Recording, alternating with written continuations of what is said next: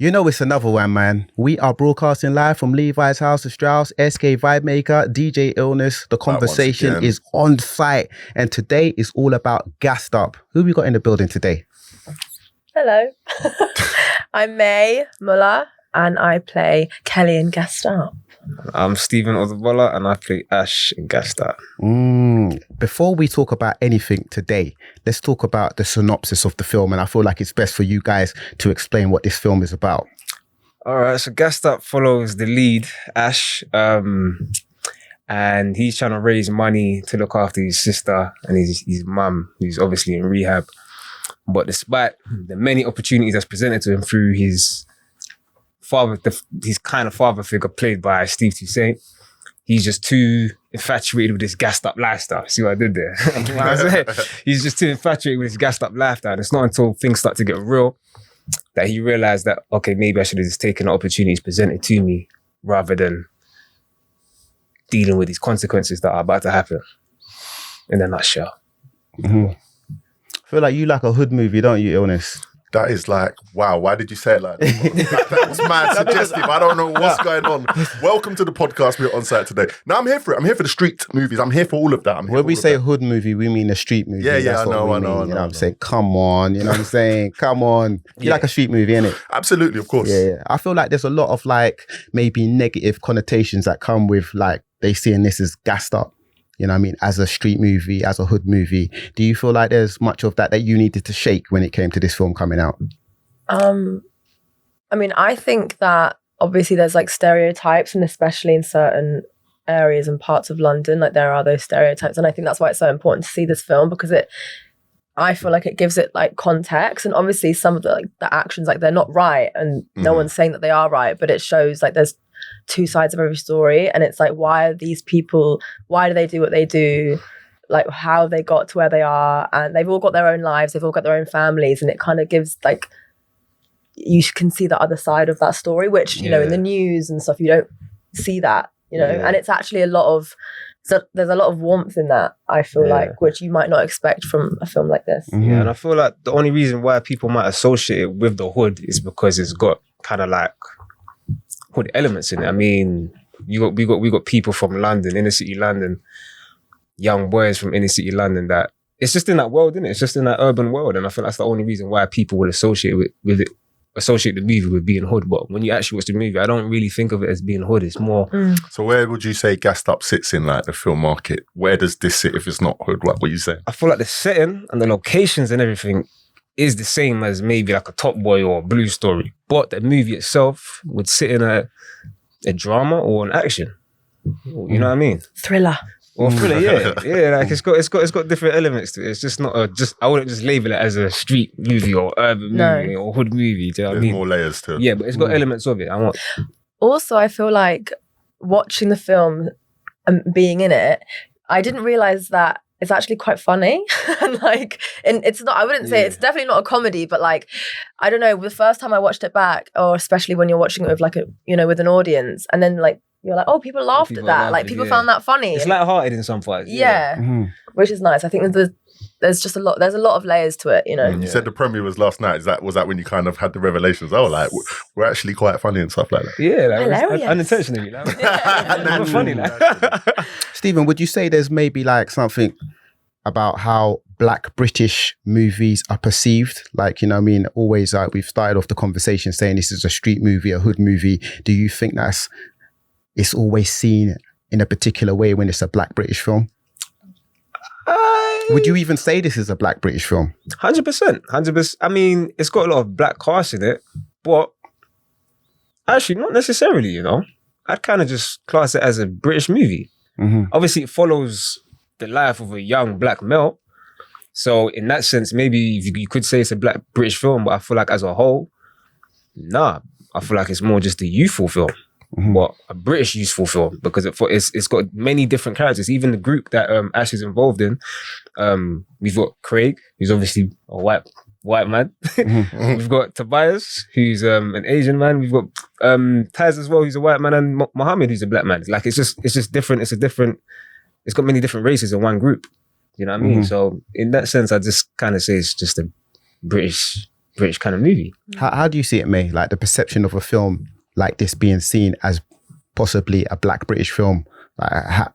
Do you feel like there's a lot of connotations that come with it that maybe aren't the best, or what's your take on it? I'm not sure. I'm kind of the same as Stephen. Like, I don't think I saw it as that, especially because it's like the group that it focuses on. It, I feel like it just highlights like what London is, which is very like multicultural and diverse. And obviously there are some other parts of London that aren't like that, but like I feel like London, that's kind of what it's known for, and that's what's really nice. That's like really highlighted in this film, you know, which is really nice, I think. Do you feel like there are actors that would maybe avoid like the Top Boy films or the blue story films to avoid the stigma or anything like that coming from Typecast, 100%. yeah. You know what? When I first started this thing, I said to myself, "You ain't doing no hood movie. You're gonna get pigeonholed. You're gonna get typecast, and that's all that's gonna happen to you." But for instance, Blue Story was like, obviously it was my debut, but when I read the script and how it was a real story and how my character had an arc, I feel like, cool, this is a chance for me to be able to showcase something.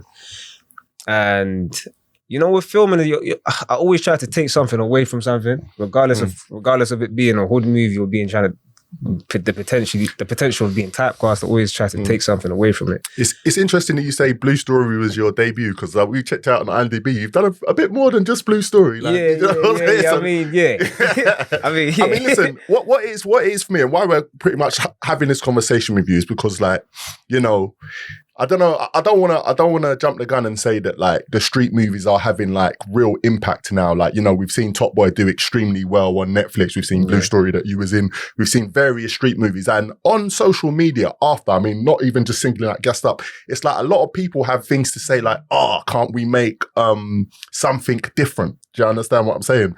But it seems like, I mean, listen, we're all here. It seems like these movies seem to get the most attention. Do you get what I'm saying? Yeah. So it's like, when we ask you, like, scared of being typecast, like, what are your kind of thinking to get involved in such like scripts and stuff? Seeing with that being like kind of the online perception, like, does that bother you? Is that even a thought in your mind? No. Like, how does it?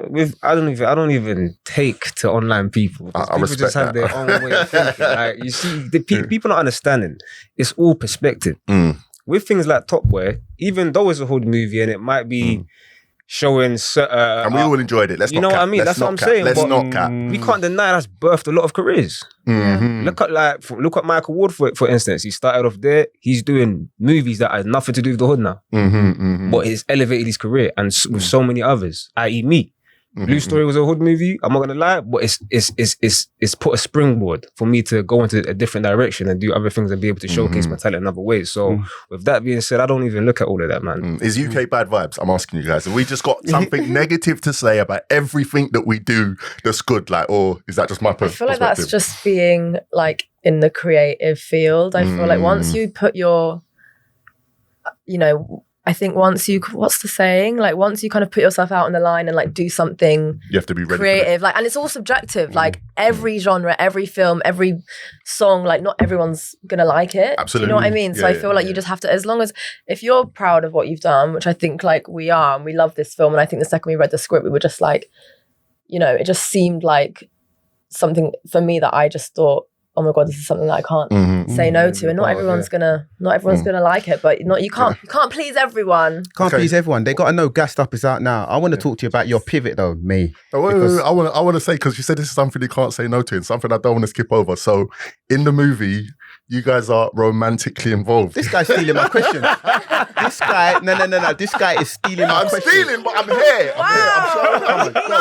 Come on. We're warm now. So something you couldn't say no to. So you want to talk to us about, you know, how it was working with each other. Those romantic scenes, the intimacy, the kisses. May's a natural. The knackeredness maybe that we didn't see. May's a natural. He's paying compliments. May's a natural. May's a natural. Like, I'm not in the kissing scenes. I'm just saying. I'm just saying in general, in terms of the acting. Like, she came in, she done a chemistry test with me, and I'm not gonna lie, I was throwing a lot of the actresses that came in. Chemistry test? What is that? So that's basically when you like kind of see. Right? So she would come with the scenes that you learned, right? Yeah. And we would just act it out together to see how we gel. So this was like a trial. Yeah, like auditions, innit? Yeah. And that was my third. So I did a self-tape, and then I did a reading with somebody else. Yeah. And then I did a third. So it was like kind of auditions for me. Okay. And then I did the third reading in front of like the director, some producers with Stephen. And I was like, all right, it's real now. Even you co-signed this. You saw May come into the room. You saw Yeah. Spice. I saw, She can act as But well. you know why though? Because Go on, she came in and I was throwing curveballs. I was thinking, you know what? I'm gonna go off script and just see if she can improvise with what's going on in the moment. So I remember I was like, there's a scene, obviously we get into a little argument, and I just remember her dashing a chair. Like just on a random, and she just went with it. Like, and I was like, "Oh, what? Cool." So we just kept In the bouncing, bag, in the and the bag. energy was just there. I was so expecting it. I said, in my head, I said, he better stick to the script. This is my first day out here. I don't know what I'm doing. But honestly, like, Now she smashed it. thank you. No, I mean, I think a lot of that was down to, because obviously this is my first film, this is my first acting experience. So it could have been really scary. Could have and, been like, a car crash. uncomfortable. And I think, but you made me feel so comfortable. And the whole team, it was just like, it just, there was never any kind of like unsafe feeling or, and it's just like, it's really, really professional and it just, and there's an intimacy coordinator as well, which was, because you've done these scenes before and I didn't know that. I didn't know how this worked. And it's like, so every single thing is so thought out. Like you're both, you know, you get asked about like what boundaries you have, like what you're happy to do, what are no zones, like, and it's, so it's really, it was kind of it was really easy. What were some of your no zones, Stephen? I have none. Don't touch my belly. Wow. Don't touch my belly button or something like that. No, he said none. I mean, I mean, in real life, you got no zones though. Like when you're in a relationship, you got a no zone in a relationship. Why would you not have in it a in this? relationship? You might, don't touch Everyone's the- got boundaries, you know? Yeah, exactly. everyone should have Yeah. boundaries. Gotta have But I boundaries. couldn't think of anything within the scene, innit, that would have been Okay. out of the We ordinary. kept it cute. For But sure. how challenging are those intimacy scenes as an actor, like, you know, Stephen? Because like we look at it on the screen, we see how good it looks, but like behind the scenes, there might be like 10, 20 takes. Yo, the feeling never gets old. Like Never your gets old. heart It's a good feeling. I mean, your heart is pumping out your chest. It's There's challenging. bare people. There's a Yeah, lot of in people front of in the room. everyone. Yeah. Regardless if there's an intimacy coordinator that's like, okay, you got to touch on the shoulder this time. You got to look. You got to stare. Okay, you got to kiss. You got to look at each other like this. It's choreography. Yeah, it is choreography. You know what I mean? And that's the thing, everyone's like, you know, there's sometimes it's like, how was this a romantic scene? And it's like, it was the most unromantic thing ever. Because it's so, You but remember steps. yeah, but it's, that's such a good point. It is like kind of choreography and because you have to be really careful, especially now, which I think is really good. Like you can't really improvise in those scenes because it's like, you could go off and like touch there or do something and then like that other person like might not be okay with that, which I think is, Or they might get excited. well, I think also, but it's true. But I think like how many back in the day, those like poor actresses that had to do these intimate scenes with no protection, no intimacy coordinator. And I think that would happen. I think the director would go, oh yeah, just go like try and get her really excited and we'll just, do you know what I mean? Wow, Like that. that's a bit of a creative No, direction. but it did happen. Like I can imagine it though. it did happen. I think That's it did happen. crazy. So that's why it was really reassuring for me as a woman, especially first time being on set in this way, to feel safe. And I really did feel safe. And I think it's really important, you know? Like safety coming, like first and foremost. Of course, Absolutely, yeah. we endorse that. But I want to say, Stephen, is there a time when you've maybe been doing some of those intimate scenes of maybe got a bit excited? Like how do you quell that? Or like He's a professional. I can't speak for myself. I'm not saying just with, I'm not just saying with You me. have, to ask you have to ask the characters. Character might go excited, but hey, Yeah, I hear Stevie that. wasn't in the room. I'm sorry. Oh man. So May, I want to talk to you about the pivot though. People know about you, like you've got a music career going back for years. We done an interview We before did, as well. yeah. Came second in Eurovision, major label deal, all that stuff. You came second, right? No, I didn't. Did you not come second? Why did you come? I thought you came second. Research. When We've you done the come research to find out. It was not. It was. Look, Eurovision was a moment. I don't think people got it Yeah. the way they should have got it, but it was you know, I got really great things out of it. But My mistake. May didn't come second, but she's she very did not talented. come second, but I she's don't- talented. Yes, come on. I don't just Rapping. interview everybody. You know my interviews are hotter. You know what I'm saying? So we've done an interview before. You know what I'm saying? You've got an established music career, but you've made this pivot into the acting world. Yes. You know what I'm saying? And this could be dangerous because it doesn't always work out from, you know, the pivot from your side of things. And also the industry doesn't necessarily always accept Yeah. musicians or creatives or influencers that go into the acting world. How's it been for you and how easy was that transition? I think for me, it was really like, who knows what will happen in the future, but in this instance, it was really like happened really organically. I didn't go, okay, today I'm going to try and like be an actress. Like it was through music. Some of the producers of the film, they reached out to UMG and to see if any of their artists wanted to write for the soundtrack. And I've done it before on a film called Rocks, which is an amazing film. If you haven't Rocks seen is a great film. Yeah. Okay, dope. So I wrote for that, and then I'd always wanted to do it again, and then I think Stefan in particular, who's one of the producers, who I love all of them. They were honestly, they made the whole experience like amazing. Big up Stefan still. But we love Stefan. And he was like, "Oh my gosh, May, she looks like Kelly. Like, does she act?" And my label were like, "I don't think so, but we'll ask her." And then it came to me like that, and I jumped on it because it's something that I have always wanted to do, but I didn't really. Oh, so it was something that was like, yeah. Okay. I mean, I've done it like at a very amateur level, and like I studied it at A level. I like was in school plays and things. So as a kid, I was really interested in it and I enjoyed it. But as an adult, it just hadn't happened yet. So it was nice that it happened in such a natural way, you know. So now who knows what will happen. What tips do you have for other musicians that are thinking to do this pivot? Because like you're making it sound like it's very easy as well. I'm not. I think I'm really lucky that it just happened really naturally. But it's still like, I think you just have to just don't expect it to be easy. Like, even though that happened really naturally for me, I don't now think I'm just going to fall into all these roles. Like, I think you have to work extremely hard. I think you have to expect to get rejected a lot, because it's the same thing in music. Like it's a hustle, you know. And even though I'm very, very early on in my acting career, like I understand that I can't just like waltz into the room and get roles. Like I want to be good. I want to, I think, you know, go to acting classes, like go do improv, like if you can, like get an acting coach. I don't know. I think I have a natural thing. Like I think I am naturally quite good at acting, but I want to be like great. And I think that's important, just to like work hard at your craft and I mean, be nice to people. If you look across the water, because I feel like the UK is kind of 30 years behind America. Do you know what I'm saying? We all seem to be doing what they're doing. There are many like rappers, especially, that have gone on to be like successful actors, like Ice Cube, 50 Cent started acting, and then Ludacris. Now 50 was acting, and now he's behind Ice the camera. Cube. Do you think that's just like a natural progression? Like, Will Smith, the biggest. Jennifer Lopez. For the women, Jill Scott. We be here all day if we listen to them. Right? You're going to forget somebody. I'm just saying, do we think that's like a natural progression? Like, and do you see like, I mean, you kind of touched on it, like simultaneous vibes between being like the challenges that challenge a musician and an actor? I think it's weird because they're very different, but you're still performing. And I think you either are, you know, you're a singer, you're an actress, or you're a performer, right? And I think once you get the bug for performing, I think you do just want to explore different avenues of doing that. And I think it's, you know, I just feel really lucky that I am able to. I have to ask this question: Does the buzz from acting compete with the buzz for singing for you personally? I have to do more acting. I don't know. I do think was a slide. That was a sit on the fence there. I'm not going to say. No, I mean, I do think that performing live for me is something like, that's a very difficult thing to like, you can't beat that adrenaline of like going on stage, singing songs that you wrote and like having people sing it back like that. You can't compare that. Yeah. There's nothing like that.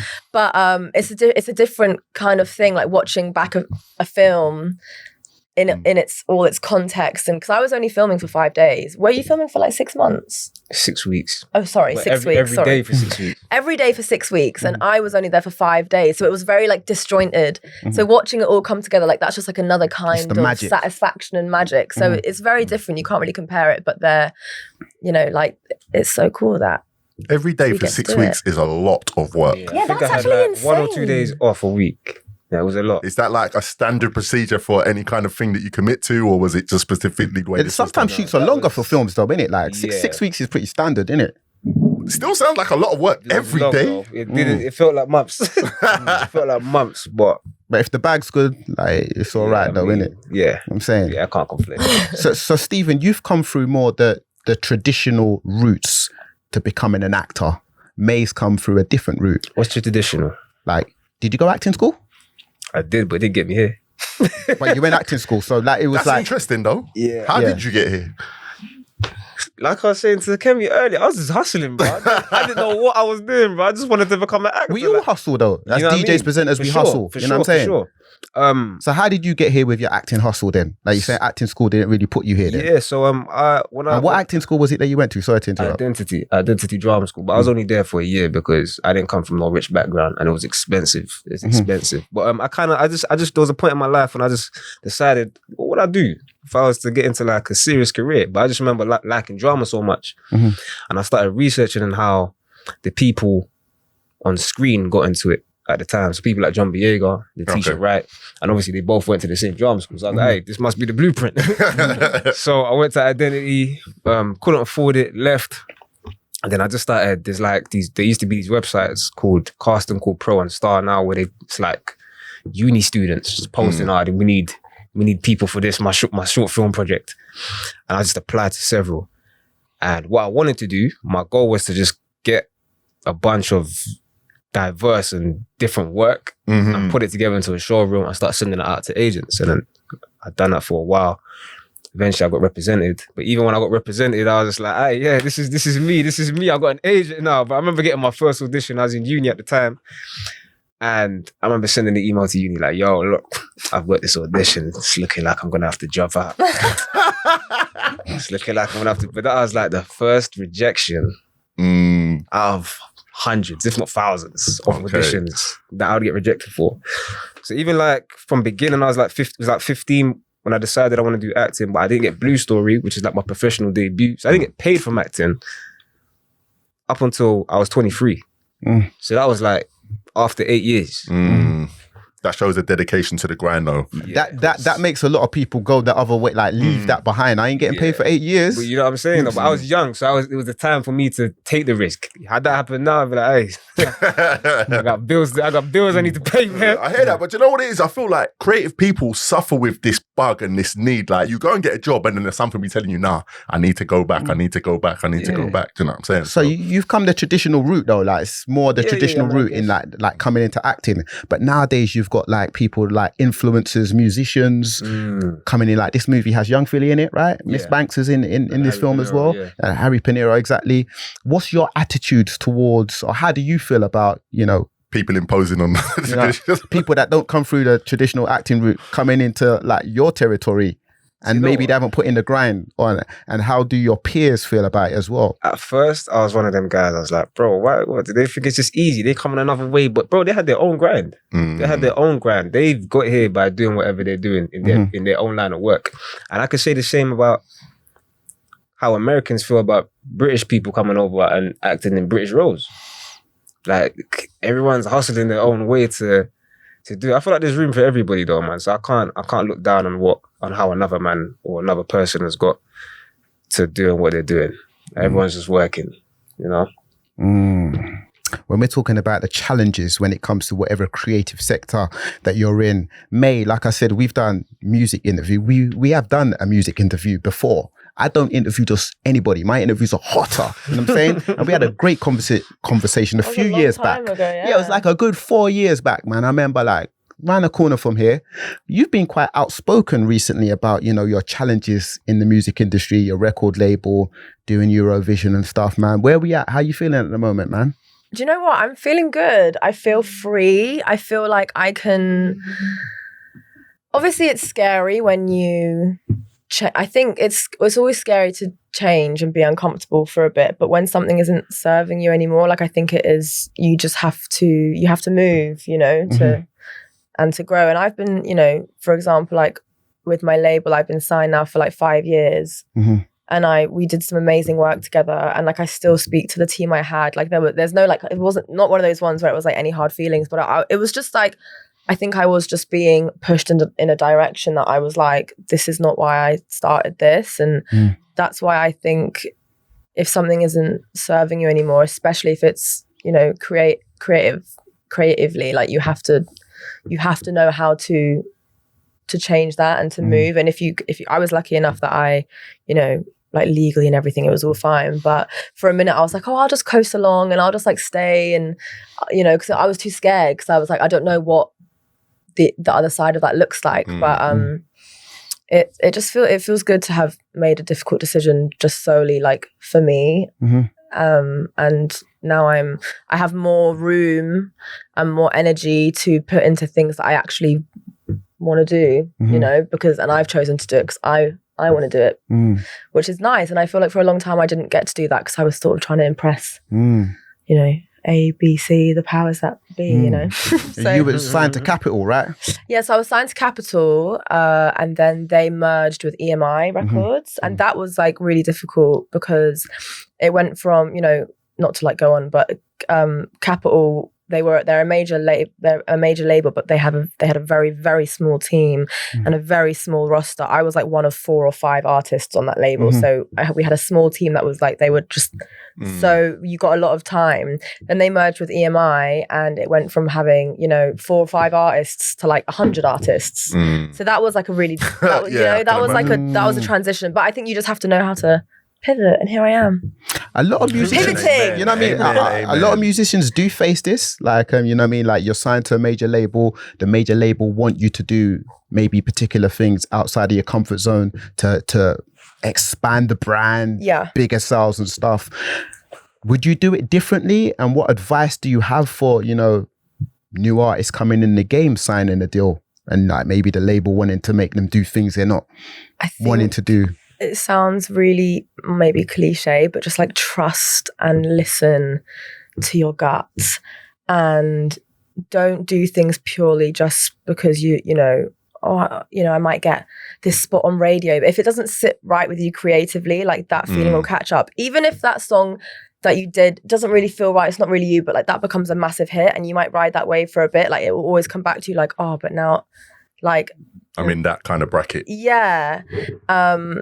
So I think you just trust your gut, trust your art, and just remember why you started doing it. I need to ask this though, because I mean, that advice, I've heard it before, but when you're in it, is it easy though to do? No. Okay. That's the thing. And I always say that whenever I give advice, I'm like, trust me, I have to like remind myself to give myself this advice every day. Like one of my main ones is like, just like, don't compare yourself. And I'm like, girl, look in the mirror, stop comparing yourself. But I think that's what I'm saying. It's easier said than done. Like if it was easy and like in acting in like your field, like everyone would do it because it's so much fun when it's going well, and you get to see, like everyone gets to see like the flashy bits, but like the grind and the hustle and the behind the scenes, like it's hard. And I think, but you just have to know when to like pick yourself up and keep going. Like I think if it's right, if it's for you, like it will come to you. You know, that's what I believe. So you just got to keep going, keep grinding. Because your sound changed, man. I feel like when I interviewed you, like maybe 4 years ago, and you had that particular song about genitalia, it's a bit of a rude name. Yeah. The song's called Dick. Yeah. You've had that song. I'm just going to say it. I'm like, why didn't you say it first? Around that era, I was like, come on, spit it out. People still do have high hopes for you, but people was like, this is a new, exciting artist. And then you kind of went a way that maybe sort of, you know, the electronic route. People started to maybe question, where's she going, kind of thing. Yeah, and I could feel that, and I think that's why I ended up leaving, was because, you know, I think with the whole pandemic and everything, I think my team and everyone just started to like panic a bit, and it was like, okay, how do we just like get the ball rolling and it was really, really weird because after that interview that we had, like I had my like the biggest hits of my career. Like I had this song called Better Days, and it was like it was huge, which is like what you would think is like every artist's dream, you know. But it was weird because in a way, like my biggest hit of my career was the sort of beginning of like my identity being lost, I think, because once that worked, you're like, okay, now I've got to do that then. Like if that, I've been doing this for 3-4 years, I've had some good success, like I've done shows, I've got a fan base, but like it's not reached that. So you do something that might be slightly different to what you usually do, and then that flies, you're like, all right, I guess that's it then. So you and your team, you just chase that and you chase that. And then it just got to a point where I was like, I want to like write music again because I like writing it, and like, you know, that's why I started. So that's what I'm doing. I've got a session after this. Hey, amen, Stephen, the challenge is for you as an actor. You know what I mean? You have these potential roles that you could, go into, whether it's in a TV series or, a film or whatever, how do you decide which ones you take, which align with your integrity? You could take this role, which maybe flies you high, loads of visibility, but it's not on theme for you. But then you do maybe what you really want to do and you don't get as much recognition. Where does it lie for you, creativity, the choices as an actor? And it's interesting you say this. I legit had this conversation with my team last week. And right now, I'm just at a stage where I just want to do things that fulfill me, that make me feel good, and that's it. Regardless of what it does after that, I'm not in control of that, really and truly. What I can do and what I'm in control of is doing what I can do on set, bringing life to the characters that I play, and just hoping I'm telling a story that can relate to people. For me, that's what fulfills me. It's interesting you say that, because something that we've noticed, I mean, you're here now doing promo for Gassed Up. Gassed Up out now, by the way. Right now. Yeah, you can talk, man. You can talk. We've seen situations where actors are literally doing the movie and no promo. Like nothing. They don't speak about it. It's like they're just doing their job. And for the bag, maybe.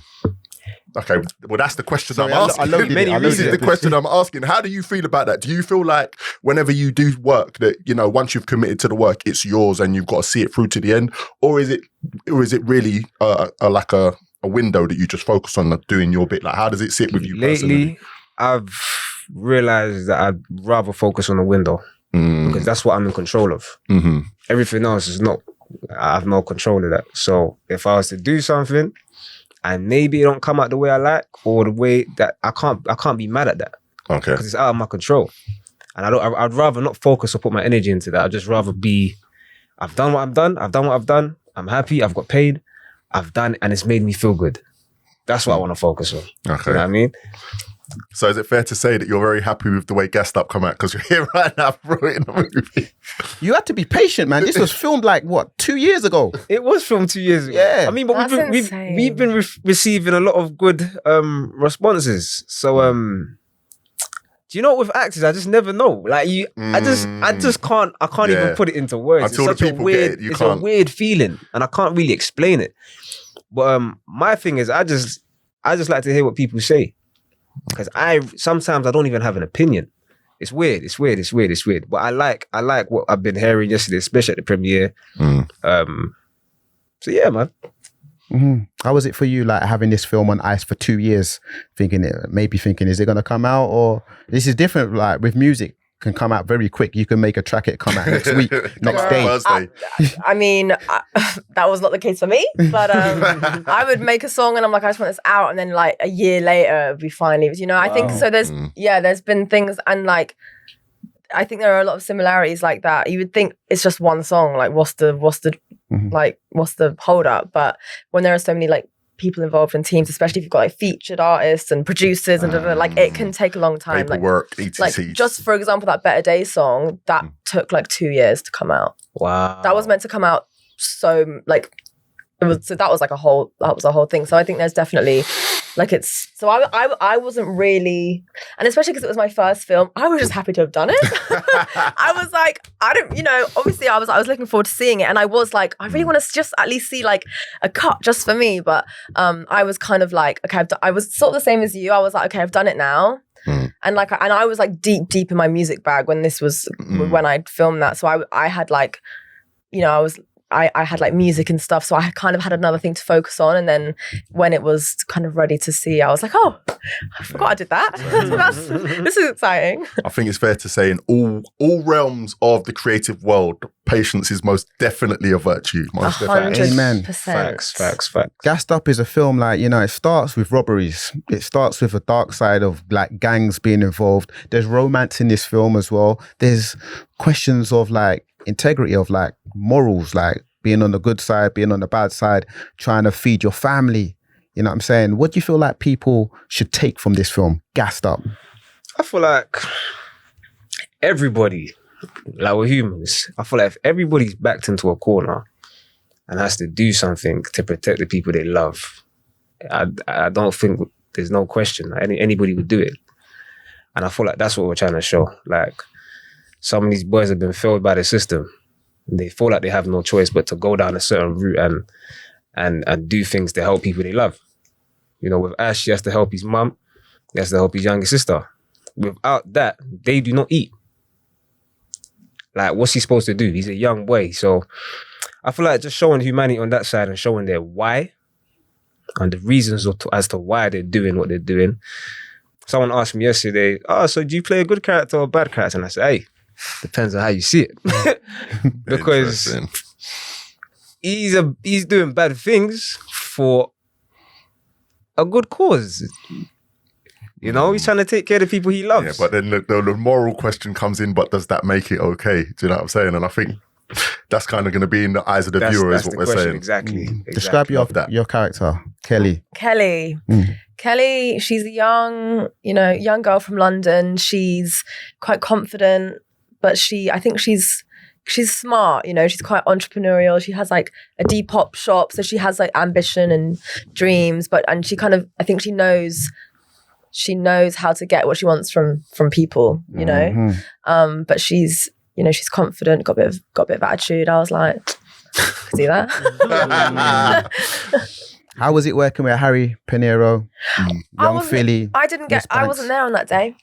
I pulled the short straw. I didn't get to see Harry, Miss Banks, young Philly. But no, I mean, to be in a film that they're in is really cool because there's just like, you know, there's such a part of like, you know, British like culture and like London culture at the moment. So it just feels like a really exciting thing to be a part of. Yeah. Stephen, how was it for you working with them guys? They're my guys, man. They're my guys, man. Those are the bros, man. But it was good, man, because they brought a lot of life and energy into the set. Up until that point, obviously, we've been filming long days. There was very serious scenes, but when they came, it was just funny, man. They were just being themselves and busting jokes. And yeah, man, they'll be themselves, man. It was good fun, man. Gassed Up is out now. SK Vibemaker, DJ Illness. The conversation is on site. Mae Muller, Stephen Odubola. Why am I struggling with the name? You got it. You got it. Pull that one off. Mae Muller, Stephen Odubola. There we go. Big love. Hey,